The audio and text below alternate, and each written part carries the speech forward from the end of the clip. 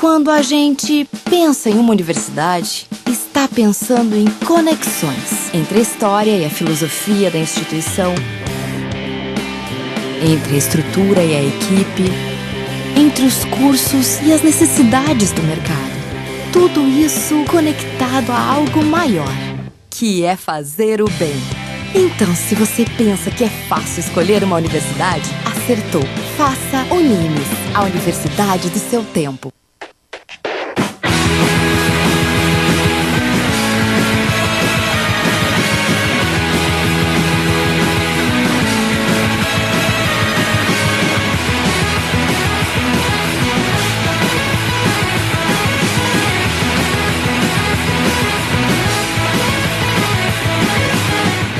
Senhoras e senhores, belíssimo bom dia para todos nós. Inicia-se mais um papo digital dessa semana. Estou falando com voz de locutor porque temos uma presença ilustre aqui no nosso estúdio.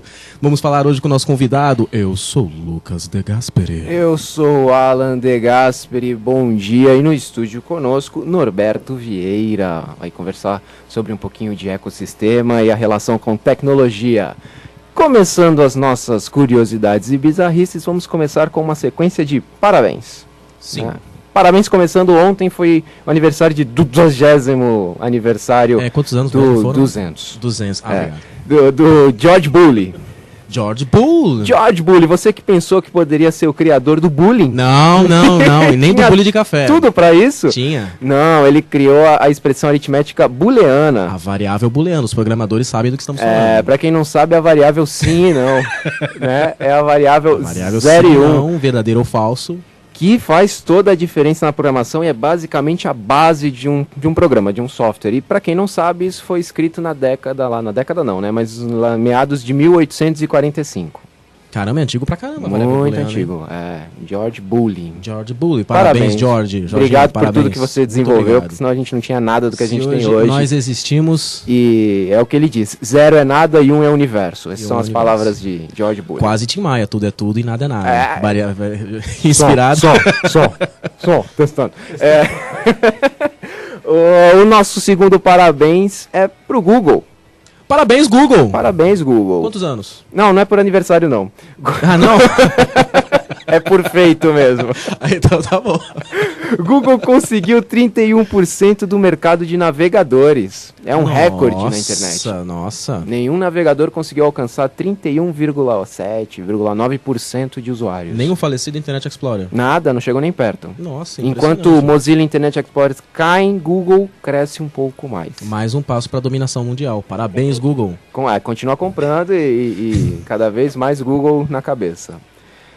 Lembrando que essa semana nós temos o evento de odontologia da Unimes. Sim. Que é dia 5. Você tem que entrar lá no site da Unimes ou ligar até a Unimes ou vir até aqui o campus da FEFS para se inscrever, que é um evento sobre odontologia e avanço da tecnologia. Um evento muito interessante para quem é envolvido na área e para as pessoas em geral. Sim, é o encontro Renata Viegas, Viegas. Que é a nossa querida reitora, que detém o nome do encontro em homenagem a ela. Né? E aqui, para a gente finalizar as nossas notícias, uma bem interessante. Foi encontrado oxigênio no cometa 67P. Muito bem. Beto, o que você acha disso? Eu morei na rua T, né? Por um bom tempo. E em P foi encontrado. Em P foi oxigênio. encontrado. 67P. Podemos respirar nesse Eu morei na T80. Olha, quase no cometa. Quase no cometa. Você morou, quase foi no rabo do cometa. Vocês estão tirando sarro? Estamos. Esse é importante. Esse cometa dizem que é datado de antes da criação do sistema solar. E aí, antigo. Se o bicho pegar feio aqui na Terra, já vai pro cometa. Né? Eu queria saber onde é que eles conseguem esses dados, cara. É impressionante isso, né, cara? Esses dados estelares de descoberta nova de estrela são telescópios poderosíssimos. Cara, olha a certidão de nascimento do cometa. Você é antigo. Mais ou menos. Ou os caras viram muito Star Trek, né? Porque só o Capitão Kirk fez essas viagens. A gente passou pela Enterprise e identificou. É o 67P, hein? O Capitão Kirk soltou pro Spock. Pela placa. É um avanço da tecnologia em todos os lados. É um avanço da tecnologia em todos os lados. Eu queria complementar com mais uma notícia, mais uma curiosidade, que essa de utilidade pública, até por sinal. Do cometa, não é? Do cometa, com certeza. Do cometa com utilidade pública, porque é uma destinação. Caso o apocalipse aconteça, Pô, você sabe pra onde vai? é só viajar pela Via Láctea nesse rabo de cometa. Você vai pro cometa 69P, 67P, ó, já errei o nome do cometa, 67P. Se você parar no 65, não tem oxigênio. Mas no Eu 67 tem. tive uma namoradinha lá no 68.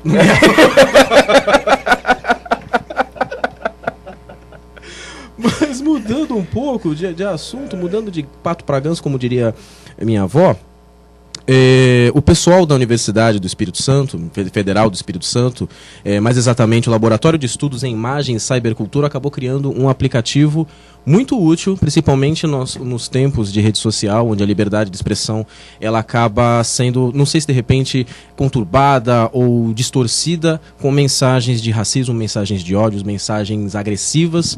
Então esse laboratório criou um aplicativo chamado Monitor de Direitos Humanos, cujo objetivo é rastrear essas mensagens, palavras-chave de mensagens que incitem ao ódio, localizar os culpados e dar a devida punição. Search and Destroy. Search and Destroy. Estamos salvos, Abner. Eu acredito que Mas você sabe como é que faz esse processo de busca? é algoritmos, né? Ah. São os algoritmos que varrem as redes sociais e buscam determinadas palavras-chave Tipo no meio forense das mesmo. mensagens, mais ou menos tipo forense. Legal. Eles esses algoritmos procuram palavras-chave nas mensagens e o objetivo é identificar os autores para que possam responder por esse crime. O crime de racismo, o crime de calúnia e diversos outros que no meio das redes sociais é um pouco difícil, é um pouco complicado. A pessoa se esconde pelo A pessoa uso da se esconde tecnologia, né? por um perfil fake, por diversos outros recursos e não acaba respondendo pelo que diz. Eu acho uma iniciativa muito bacana e que merece o apoio e incentivo. O que você acha, Beto? Eu acho fantástico, né? Ainda mais sendo vítima de preconceito a minha vida toda. Eu acho que é muito válido isso aí. E é uma ferramenta muito bacana que deve ser incentivada, assim. Que deve ser incentivada, uma ideia que deve ir pra frente com certeza. Primeiramente, Norberto, pra mim tá sendo um esforço enorme de falar de Norberto, anos te chamando de Beto. Fica à vontade, querida. Somos íntimos o Somos suficiente. íntimos o suficiente pra te chamar de Beto. É só os dois são íntimos, tá? O suficiente. O Alan já está se incluindo fora dessa. Primeiramente, obrigado pela presença, Beto, aqui no nosso programa. Estamos aí, eu que agradeço. Obrigado pelo tempo disposto. E a gente vai falar hoje sobre um assunto muito pertinente. Principalmente no nosso meio em que a gente consome muito produto eletrônico, em que a gente consome muito produto tecnológico e muitas vezes não sabe o que fazer com ele, porque é lixo que vai se acumulando. Principalmente com a obsolescência programada, né? Termo bonito agora. Isso é uma sacanagem, né? Isso é uma sacanagem, Isso é que uma os produtos baita têm um sacanagem. tempo de vida útil curtíssimo. E o que fazer com isso? Vai acumulando. A gente já falou em outros programas sobre iniciativas que recuperam Sim, esse tipo a de ONG. equipamento, aquela ONG que a gente falou em programas IGEA. passados. Mas a gente queria falar com um biólogo sobre os impactos disso no meio ambiente. Na verdade, esse trabalho de terceiro setor que é feito com ONGs, resgatando esse material e fazendo a separação ainda é muito pouco. Muito pouco. Tudo bem, pode ser um início, pode ser uma luz no fim do túnel, mas para a política de resíduos sólidos que nós temos hoje, é exigido muito pouco do fabricante, na verdade, né? Porque, na verdade, nós temos uma lei que é a 12.000, deixa eu pegar aqui na minha anotação, 12.305 de 2010, né? Que institui a Política Nacional dos Resíduos Sólidos, que fala da política da logística reversa, né? Que responsabiliza o fabricante pelo resíduo que ele gera até mesmo depois que ele chegar ao consumidor final. Então ele tem uma responsabilidade no descarte, no destino final desse componente, né? Então o certo deveria exigir mais desses fabricantes, até porque eles não ganham pouco, né? Nesse sentido. Você vai ver onde tem um ponto de coleta de lixo eletrônico aqui em Santos. De cabeça ninguém lembra. Nem de né? pilha, né? Que Nem é mais, pilha, que é mais simples. Ninguém lembra disso. Você vai ver assim, num posto da Vivo, que eu já vi de pilha, de bateria. Talvez uma drogaria, Uma drogaria, alguma coisa, quando tem alguma campanha de promoção de venda de pilha, os caras colocam lá né, porque é para agregar. No Pão de Açúcar, que já tem esse viés, né? Sim. Que Por sinal, é uma das empresas que mais pensa nisso. Que mais pensa nisso, né? Mas porque também agrega valor ao produto. Lógico, exatamente. Com certeza. Nada lá é barato. Uma estratégia de existe marketing almoço grátis. normal. Não. Com certeza, com certeza. Mas faz-se muito pouco para atender a legislação hoje em dia, né? Então, acho que deveria ser feito um programa de viabilização dessa logística reversa, de fazer com que o fabricante fosse realmente responsável por isso. Mas, por outro lado, você tem uma tecnologia muito aquém para os dias de hoje, para uma tecnologia de descarte muito aquém do que nós temos a tecnologia de produção. Você tem uma tecnologia de produção muito avançada, mas não tem uma tecnologia de descarte ou reutilização à altura, né? Então você tem uma produção de lixo muito forte, um consumo exageradíssimo, né? E a forma de você conter tudo isso ainda não existe tecnologia para isso, né? O pessoal tem essas ONGs e tal que estão tentando fazer, mas eles fazem em pequena escala. Se você for implantar isso em grande escala, o custo fica absurdo e se torna inviável. Um exemplo que se tem, tirando da tecnologia, que não deixa de ser, são as sacolinhas de supermercado, né? Eu lembro que, não que eu seja tão antigo assim, né? Acho que 37, ainda tem muita lenha para queimar. Ainda não 1937. A vida não começou, você não chegou aos 40. Tem que soprar para a brasa pegar, mas ainda pega fogo. Né? Tem que abanar. Não, é só uma ressalva, não foi em 1937 que você nasceu. Não, exatamente. Não foi na década de 30. Isso não tá falando. Eu lembro que quando eu era pequeno a gente ia pro mercado, era saco de papel, né? Ou o pessoal levava. Eu não sei o que mudou, não sei qual é a importância tão grande nessa sacolinha que o pessoal não consegue reverter esse quadro. E aí eles começaram com sacolinha reciclada e viu que não tinha, economicamente era inviável, porque o custo para você fazer a sacolinha reciclada é muito maior do que você fazer a sacolinha de plástico normal, né? Sem ser reciclada.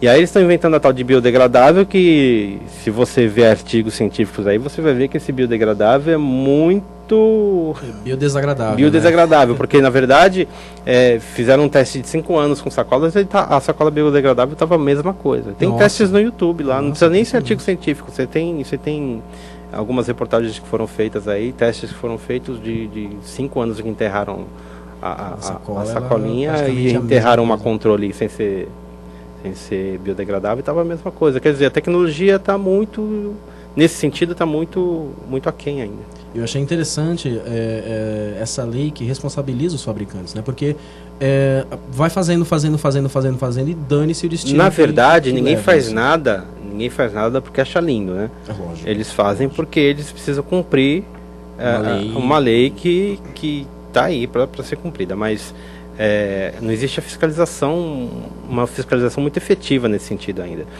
As empresas que ainda instituem algum ponto de coleta é porque elas são certificadas ISO 14001 e na certificação, dependendo do material que ela disponibiliza no mercado, ela é obrigada a colocar pontos de coleta. A Coca-Cola é uma que é obrigada a colocar pontos de coleta. Sim. Mas também não está nem aí para isso, né? Exatamente. Não está nem aí. O que ela tem feito? Ela voltou com os retornáveis e tal. Então são pontos que parecem pouco ainda, mas se ela colocar só retornável, mesmo que seja aquela de plástico retornável, o lucro dela cai tão absurdamente que ela não consegue manter os empregos, manter o lucro. Por causa do próprio processo de renovar essas garrafas, de higienização e tudo. Entendeu?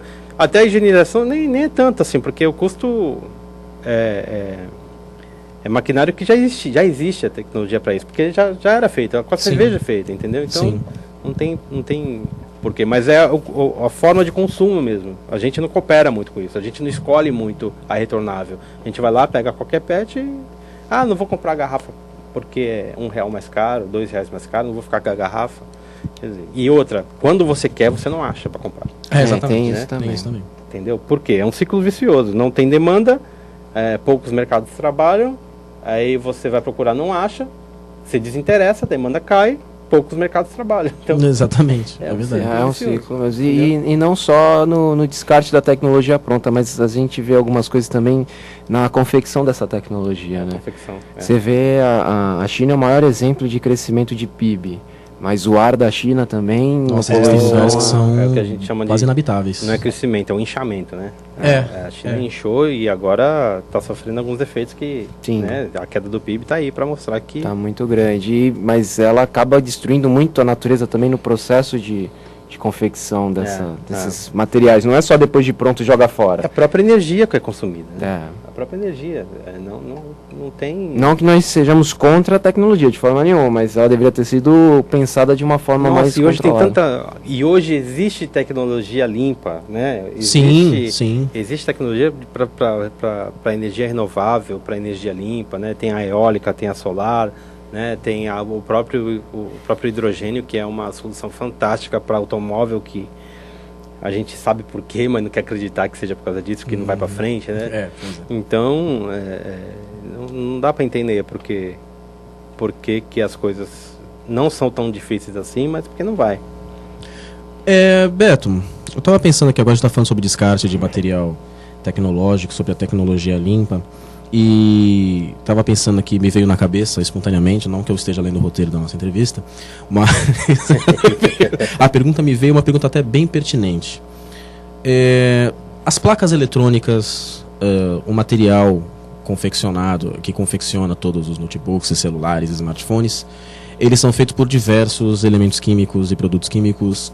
Que impactos isso acaba provocando na natureza no descarte indevido, por exemplo? Olha, falar de PCI, tirando o silício, né, que é praticamente inerte, né, porque o silício é o puro, né, porque tem o silicato, que são mais 4 moléculas de oxigênio, e a sílica, que são 2, né. Então isso você tem na areia. Na areia você tem, é o material mais abundante, o mineral mais abundante que você tem no solo da Terra, né, na crosta terrestre. Mas o restante é metal pesado, cara. E são 22 componentes assim que basicamente são cancerígenos, todos eles. Impressionante. Desde o alumínio até o eftalato que vem do PVC do plástico que reveste, tudo é cancerígeno e vai afetar algum ponto algum órgão do corpo, ou seja, no pulmão, fígado, cérebro. A maioria deles são cancerígenos. Ou seja, o estrago não é apenas no meio ambiente, e sim também nas pessoas. São as pessoas, porque na verdade, o que acontece? Esses metais, eles voltam pro... Não existe a degradação do elemento químico, né? Ele volta como elemento químico. Existe a degradação da placa, do material... Do produto final. Do produto final. Mas os elementos não existe a degradação, porque são elementos que são constantes na tabela periódica. Então ele vai voltar para o ciclo das rochas, né? Para o ciclo geológico, isso. Vai todo aquele ciclo de entrar no sistema, ir para subducção, é uma parte de mais geológica e mais técnica, que se eu for ficar explicando aqui vai longe, né? Que vai entrar na subducção das rochas, vai entrar no ciclo das rochas, virar uma rocha metamórfica, larva, vai voltar como vulcão, isso ao longo de milhares de anos aí. Mas ele não se degrada, o elemento químico ele não se transforma, ele pode até se unir, que nem o caso do silício, se unir a outras moléculas e virar uma sílica, um silicato, né? Mas ele vai continuar sendo silício. Ou seja, vai corromper também aquele ambiente. Vai corromper o ambiente, né? Só que isso, a priori, ela vai agregar no solo, né? Que o solo é usado para plantações, né? Ou a própria água que atinge esse próprio elemento atingindo o lençol freático, né? Vai ser carregado pela água, que vai ser usada na irrigação, que vai para a alimentação, e a gente vai comer tudo isso. É impressionante o ciclo das coisas, né? É porque a gente para e pensa, né? Como não essas empresas de terceiro setor, essas ONGs, não conseguem ter uma presença bem expressiva, esse alcance maior, e você em casa tem algum dispositivo que você queira eliminar e não sabe aonde, você não vai acumular esse lixo na sua casa. É natural que você descarte no lixo normal de coleta seletiva. E vai parar num lixão. E vai parar, Vai parar no lixão. Geralmente esse lixão é um lixão, porque existe a diferença do lixão, do aterro controlado e do aterro sanitário. São 3 vertentes, né? Muitas cidades ainda tem lixão, que é aquele acúmulo de lixo sem nenhuma proteção do solo, né? Esse material vai degradando, principalmente o orgânico, que vai degradando um chorume, que é ácido. Nossa, que pega numa placa dessa, ajuda a decompor essa placa, e metal pesado vai percolar no solo. E desse solo vai atingir lençol freático, e aí... Nossa, se você for pegar uns artigos referentes ao aquífero Guarani, as plumas de contaminação do aquífero Guarani, você vai ver que ele tá muito degradado já, né? E é o maior aquífero, um dos maiores aquíferos do mundo. Que né? seria uma das reservas. Uma né? das reservas de subsolo de água que a gente tem. Então, duas coisas que estão sendo muito graves nesse sentido, que é a contaminação por lixo e a coleta irregular, principalmente no interior, que os caras furam poços e sem outorga, sem nada, e vão retirando a água desse aquífero e vão acabando com a reserva. Beto, você falou, eu achei interessante, né? Você falou sobre 3 termos da dispensa do lixo: o lixão, o aterro sanitário, e qual foi o outro? O aterro controlado. Aterro controlado. A diferença deles pra gente, por gentileza, Beto. O lixão como eu falei, é um acúmulo de lixo sem nenhuma proteção do solo, sem nenhum controle. Eles só vão revirando aquele lixo, colocando para cima, e não há intervenção de proibição de entrada. O pessoal entra, vai coletar lixo, né? O pessoal de baixa renda vai lá, coleta lixo, vive daquele lixo, até como era o lixão de Gramacho, né? Sim. No Rio de Janeiro. O aterro controlado, ele já tem, ele não tem uma proteção de solo, muitas vezes, mas ele tem um controle na entrada, e ele é aterrado. Então o lixo é misturado com a terra, né? E é tapado para que não haja contaminação por aves, esse tipo de coisa, né? E ele tem um tempo de vida útil, né? O aterro sanitário, ele tem uma impermeabilização, né, primária. Ele é cavado um buraco, é feita uma impermeabilização, aquele lixo é sendo jogado lá dentro e vai sendo tampado com concreto em várias fases, até que chega no limite dele e é feito, o Parque Vila Lobos Nossa, impressionante. Era um aterro sanitário. Impressionante. Seria o melhor, né? É o melhor dos piores.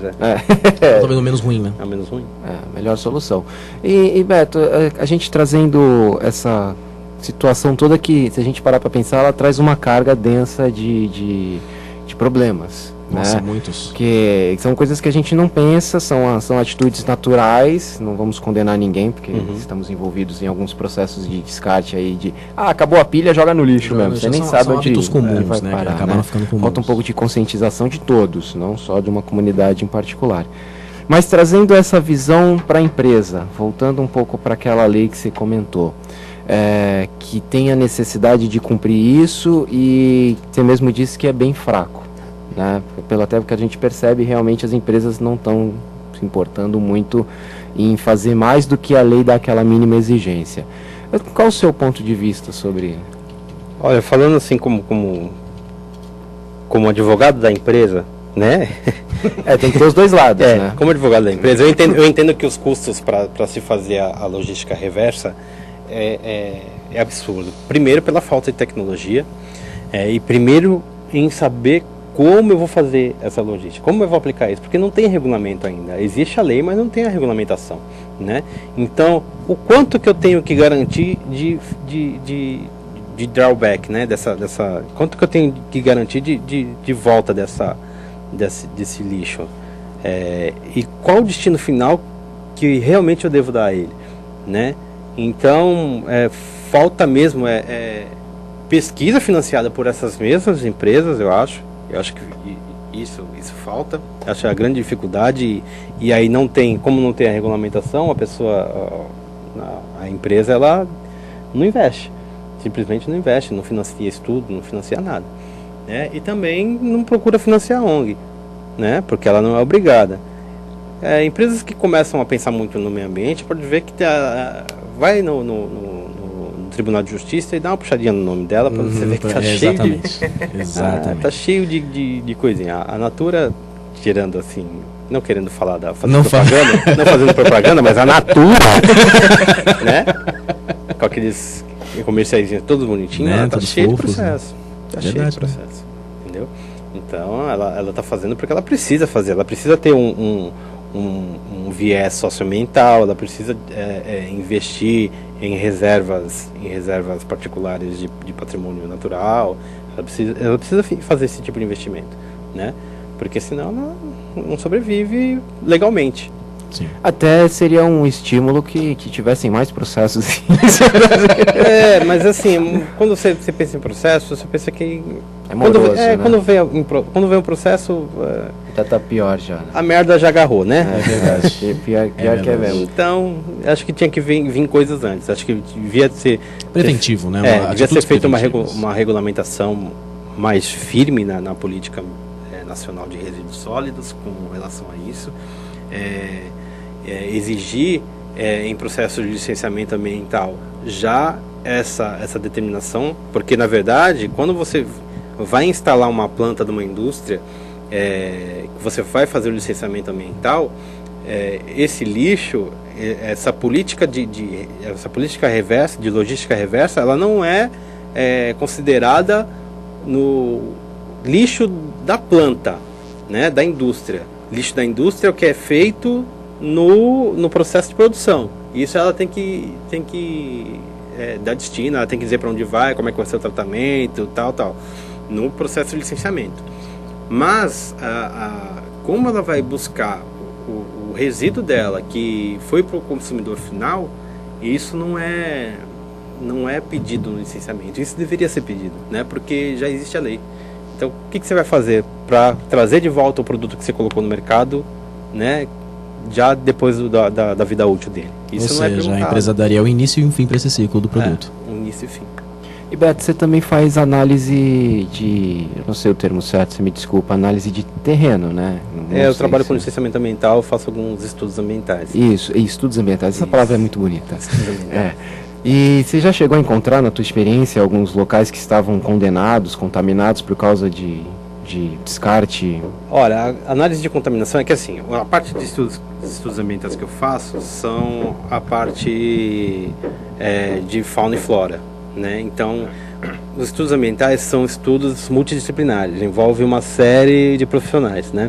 Então, quem faz a parte de solo é um outro profissional, né, que é voltado já para essa área, um geólogo ou um químico, porque vai envolver perfuração, vai envolver análise química em laboratório, né, e depois vai vir um laudo que o coordenador vai juntar todas essas informações, o meu com o do engenheiro, com o do agrimensor, do topógrafo, vai juntar todas essas informações e vai montar um estudo de impacto ambiental, né.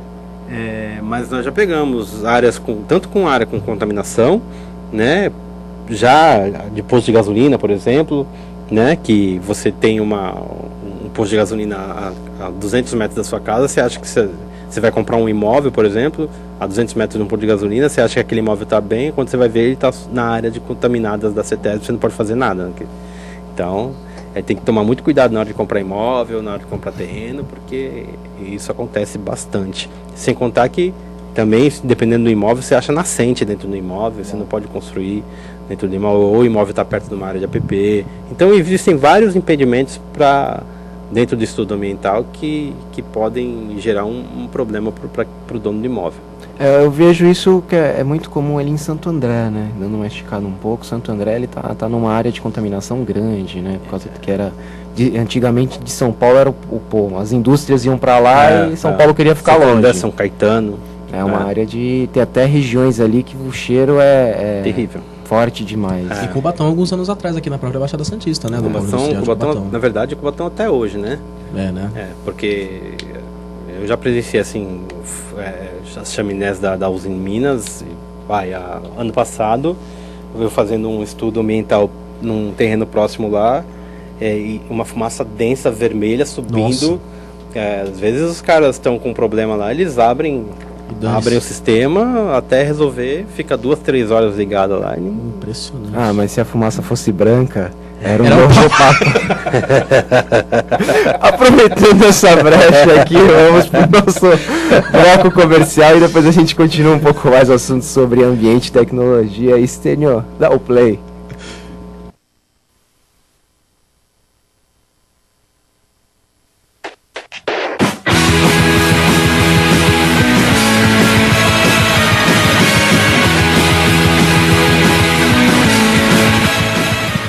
Senhoras e senhores, acabamos de voltar com o nosso Papo Digital e escutamos Nando Reis dos Infernais com All Star e Luciana Mello, Quando Você Me Olha, trilha escolhida por nosso querido convidado Beto. Muitíssimo bom gosto. Foi? Foi. Ah. Era de um antigo projeto que foi acabando sendo reaproveitado. Eu lembro. Lembra, né? Beto, é o seguinte. A gente estava falando um pouco sobre descarte e leis e regulamentações. Eu acho que é um gancho muito interessante para a gente falar um pouco sobre responsabilidade social. A questão que eu queria levantar, e que muitas vezes acaba sendo uma batata quente, não, quem tem que fazer é você, não, quem tem que fazer é você, e ninguém pega a batata para si. É. De quem é a responsabilidade social? Das empresas, dos consumidores ou de todo mundo? Na verdade, a responsabilidade social, quando você fala em empresas de tecnologia, ela é responsável por todo o entorno dela. Estou falando aqui no Brasil, né? Não estou falando de uma Apple que está lá. Aqui no Brasil, qualquer empresa de tecnologia que queira se instalar, ela é responsável, ela já se responsabiliza no licenciamento ambiental, né?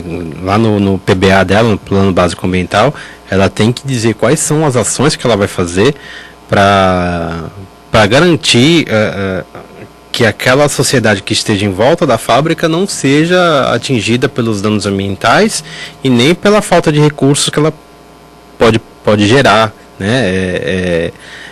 Pela instabilidade que ela pode gerar, até pela expectativa que ela pode gerar de emprego. Ela tem que ver o que ela vai fazer sobre isso. Ela tem que dizer nas ações dela como ela vai conter expectativas da comunidade, porque às vezes vai se instalar uma empresa e a cidade gira passa a girar em torno da expectativa da implementação dessa empresa para que gere emprego e renda. E às vezes não é nesse sentido, porque não tem material humano disponível no sentido técnico, e principalmente nessa área, né? Que envolve pessoas que têm um gabarito maior, né? Nesse sentido. Então ela tem que dizer como ela vai conter essa expectativa da comunidade, como ela pode agregar essa comunidade no trabalho, como ela pode gerar emprego e renda além dos muros dela, né? Então tudo isso é pedido no licenciamento ambiental dela. Até porque responsabilidade social também não está somente voltado com o meio ambiente, né? As pessoas que integram a comunidade. Hoje o meio ambiente ele é visto como o meio ambiente natural, né? A sociedade e a economia. Então é um tripé, né? Ela tem que se responsabilizar por esses três pontos, né? Economicamente, né? Socialmente e o ambiente natural. E no caso das empresas multinacionais, você falou agora da Apple, funcionaria da mesma maneira para ela, só que de acordo com a legislação de cada país. Isso, na verdade, o licenciamento ambiental nasceu nos Estados Unidos em virtude do requisito bancário para obter financiamento, né? Então, o banco, ele queria saber, isso em 1982, 1970 e pouco, eu acho, eu não lembro agora, 76. Primeiro licenciamento. Então o banco ele queria garantias de que a indústria era ambientalmente viável, né? E aí ele teve que apresentar uma série de estudos para poder obter esse financiamento. E a partir daí começou a se pensar na ideia do licenciamento ambiental, né? Então essa ideia de licenciamento já existe fora do Brasil, antes até de chegar aqui. Só que hoje a nossa lei, pelo menos no papel, ela é muito mais avançada de qualquer outro país. Ela é muito mais além de ser muito mais exigente no sentido de você implantar a sua empresa, envolvendo essas três questões que eu acabei de falar, a questão econômica, a questão social e ambiental, ela tem uma série de de condicionantes para você implementar a sua empresa, né? Lá fora, talvez ela seja mais maleável, porque a cultura também é outra, né? Então ela pode ser mais maleável, né? Ao passo que aqui, se a gente deixar muito aberto, já viu, né? É verdade. A ISO 14001 é voltada para o meio ambiente, né? A ISO 14001 é uma norma NBR, né? Na verdade, ela é uma norma... A NBR é uma adaptação da ISO, né? É uma tradução, né? Na verdade. Sim, mas que não só uma tradução, mas uma versão com a nossa realidade, nosso né? Contexto, né? É nosso contexto. Então, a ISO 14001 é uma norma de gestão interna ambiental, né? Ela não é envolvida no licenciamento ambiental, mas no dia a dia da empresa. Então, essa norma ela acabou sendo um requisito de mercado. Hoje, uma empresa grande que ela não tem a ISO 14001, ela não consegue negociar com outra empresa que tem a ISO, porque a norma exige que até os fornecedores ou tenha a ISO, ou pelo menos um sistema de gestão funcionando dentro da empresa, porque uma coisa é o sistema de gestão, a outra coisa é a certificação do sistema de gestão, né? A empresa pode ter um sistema funcionando, redondinho, mas pode não ser certificado porque a certificação é cara, entendeu? Muito difícil de alcançar algumas vezes, né? Não é tão difícil, assim, ela é trabalhosa, né? E a norma ambiental, ela é mais de adaptação. Então, depois que você fez as adaptações, ela roda direitinho, né? Você tem os monitoramentos para fazer, tem toda a documentação para fazer. A norma de qualidade já é mais chata, que ela envolve pesquisa de cliente, pesquisa né, para saber como é que o cliente está lidando com o produto final, né? Como são feitos os testes, e tudo isso exige documentação, registro e tal, porque na hora que vai um certificador na empresa, ele precisa ter tudo registrado, porque a manutenção dos arquivos também é um requisito da norma, né? O registro também é um requisito da norma. E Beto, você conhece alguma solução, alguma ideia que essas empresas podem ter para começar a implementar esses processos de responsabilidade social, meio ambiente? Alguma metodologia conhecida já? Algum exemplo? Olha, a implementação da responsabilidade social, ela já vai antes da empresa nascer, ela já é escrita antes da empresa nascer, né? Então, não tem ideia, porque cada empresa é uma empresa, porque isso depende muito da sociedade, da comunidade que está em volta, né? Não dá para você ter uma receita pronta disso. O licenciamento ambiental, que envolve essa parte social também, ele é um processo de negociação, na verdade, né? Existe lá os trâmites, os documentos, os estudos que precisam ser feitos, que são regra, mas na verdade, como cada caso é um caso, isso vai ser negociado no órgão ambiental, né? Então, isso aqui dá para ser feito, mas se eu fizer isso aqui, eu posso gerar uma expectativa das pessoas se manterem só com isso, então não posso fazer isso. Então, é uma negociação com o órgão ambiental. Depende do órgão ambiental aprovar ou não, né? Então, não existe métodos ou ações que sejam receitas de bolo nesse processo.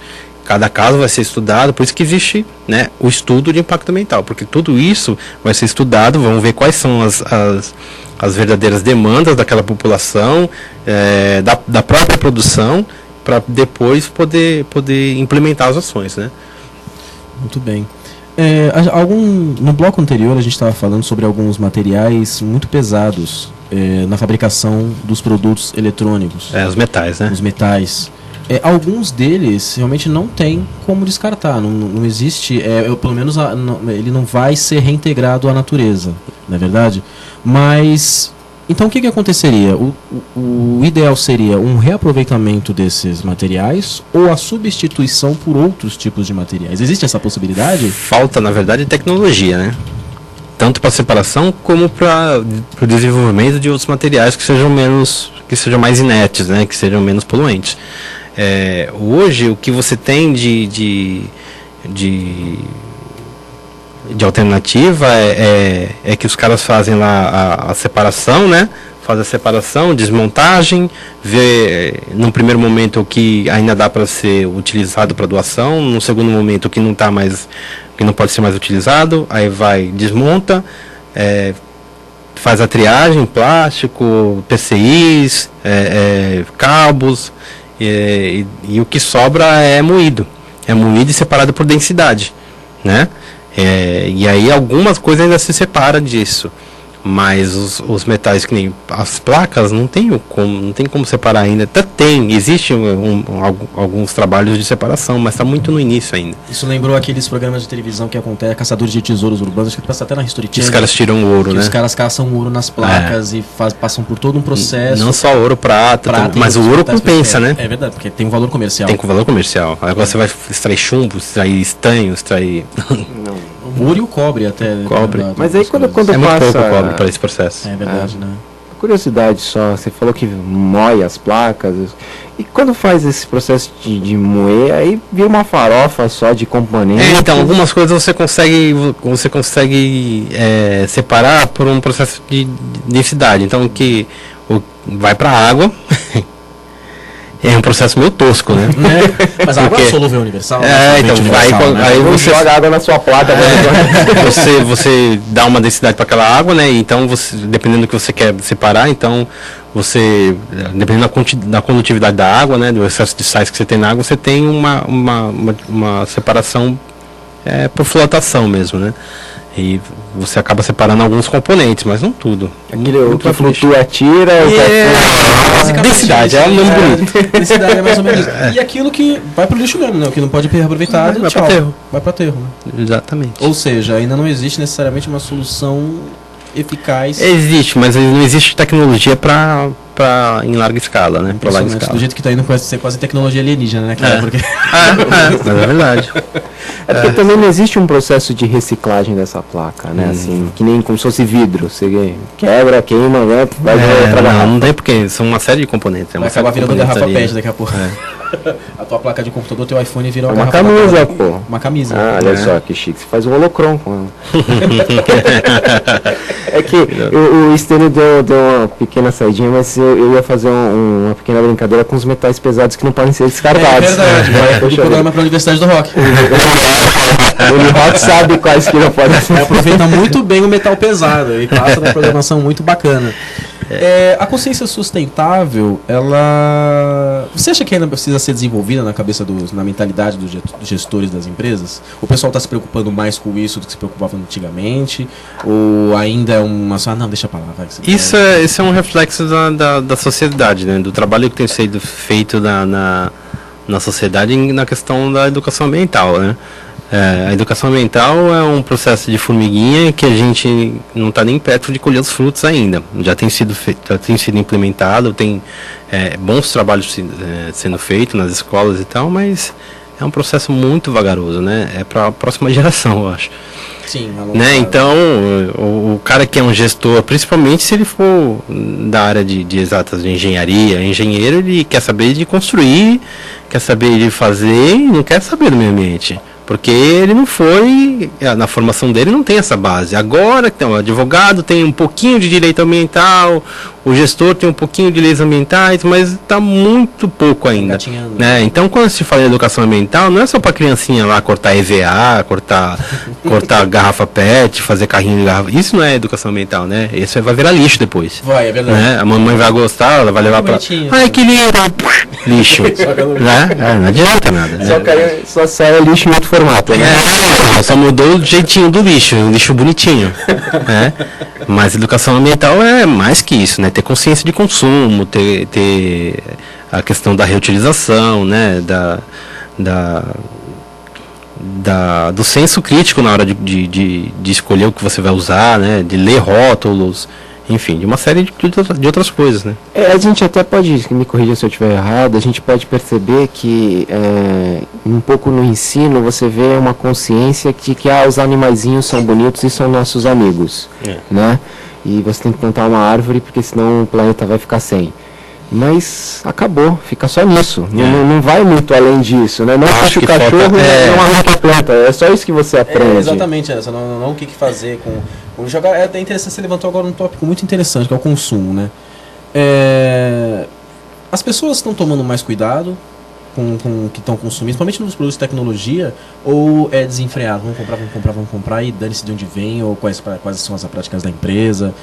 Você como biólogo consegue perceber esse tipo de atitude nas pessoas? Eu acho que não como biólogo, mas como cidadão, assim, você vê que a tecnologia é muito mais persuasiva do que É sedutora, né? É muito mais sedutora, cara. Então, olha, meu iPhone 6, cara. É feito com urânio. É feito com urânio. É muito mais sedutora, cara. Muito mais sedutor. Tem diamante de sangue, mas olha só. Brilha no escuro, né? Brilha no escuro, olha. Ele é radioativo. Agora, os caras, eu vi uma reportagem hoje, saiu aquele Nike que... Por causa do... que ele amarra sozinho. Que ele amarra sozinho. Feio demais, cara. Menos 80 aquele negócio. Cara, né, nossa, cara? saiu um Nike novo. Nossa! O Martin McFly, aquela Martin negócio, McFly. tá, o tênis enorme dos anos Ridículo. 80, né? Mas e agora? Vai vender milhares. Tem a questão do consumo, tecnologia altamente sedutora, mesmo você tem um dispositivo que funciona, sai um novo, você troca, descarta e não quer nem saber, joga fora mesmo. Só abrindo parênteses, eu conheci um cara essa semana que ele falou, eu tenho o meu PT 550 ainda, cara. Eu falei, pra quê? Não, eu tenho todos os celulares que eu já tive até hoje, eu tenho lá guardado porque eu tenho dó de jogar fora, eu tenho muita história com aqueles celulares. É um colecionador, o cara, praticamente. Tá bom. Né? É motivo de colecionar. Aí o cara teve um monte, cara. Mas ele teve um monte, né? Ele não poderia ter. Nesse meio tempo, uns 4, né? Porque, tudo bem, a tecnologia muda, né? A recepção muda, né? A forma de trabalhar muda, a qualidade do produto muda. Mas, pra que tanto? É verdade. É que tem muita ligação com esse celular. A infâmia sempre presente em nossos estúdios, graças a Deus. Mas Não com você não, Stênio.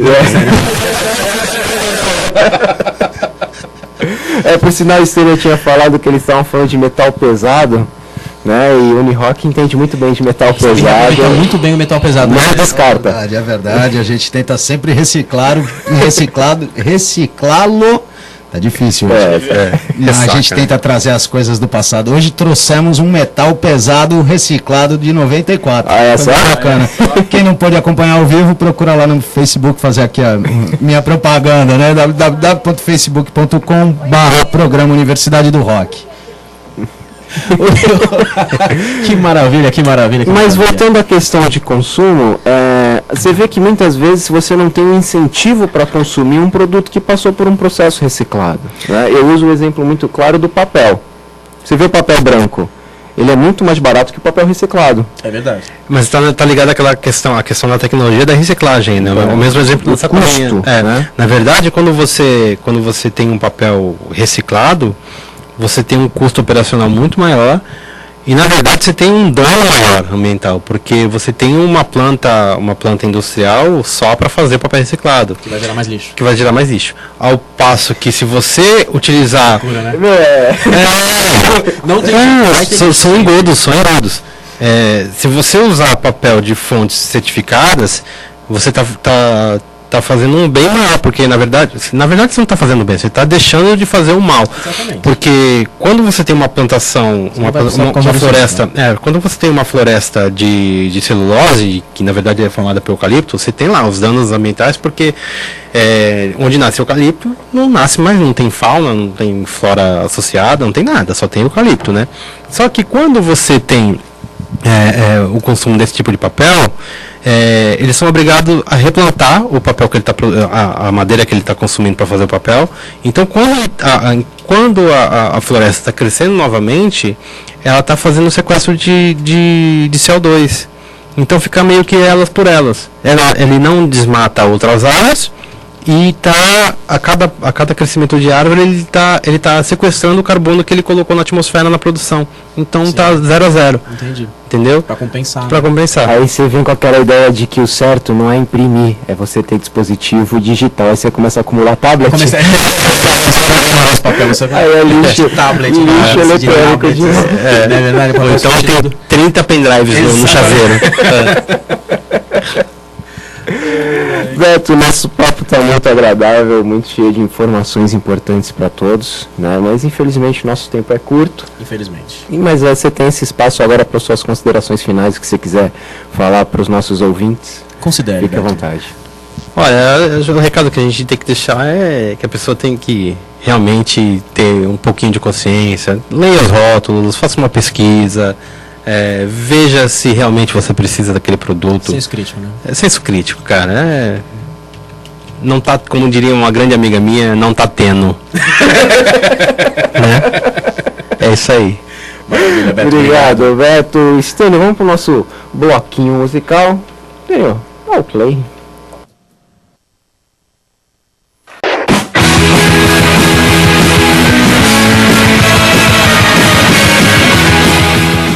Senhoras e senhores, e voltamos no nosso bloco musical. Acabamos de escutar Paula Lima com Sai Daqui Tristeza e o síndico Tim Maia com Lábios de Mel. Hoje conversamos com Norberto Vieira sobre responsabilidade social, descarte de material tecnológico e assuntos que envolvem o bem-estar do meio ambiente. Eu sou o Lucas De Gasperi. Eu sou Alan De Gasperi. Mais uma vez, obrigado, Beto. Obrigado você que ouviu e que nos acompanha na página do facebook.com/Papo Digital no Face, que nos segue no Instagram, @Papo Digital, e que acompanha o nosso podcast, programa papodigital.blogspot.com.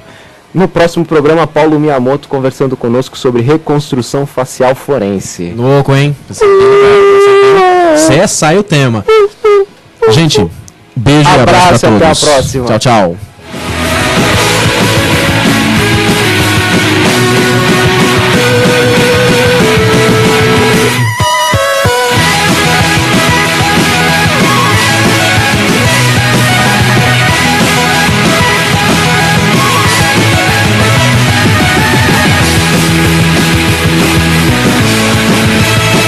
Quando a gente pensa em uma universidade, está pensando em conexões entre a história e a filosofia da instituição, entre a estrutura e a equipe, entre os cursos e as necessidades do mercado. Tudo isso conectado a algo maior, que é fazer o bem. Então, se você pensa que é fácil escolher uma universidade, acertou. Faça Unimes, a universidade do seu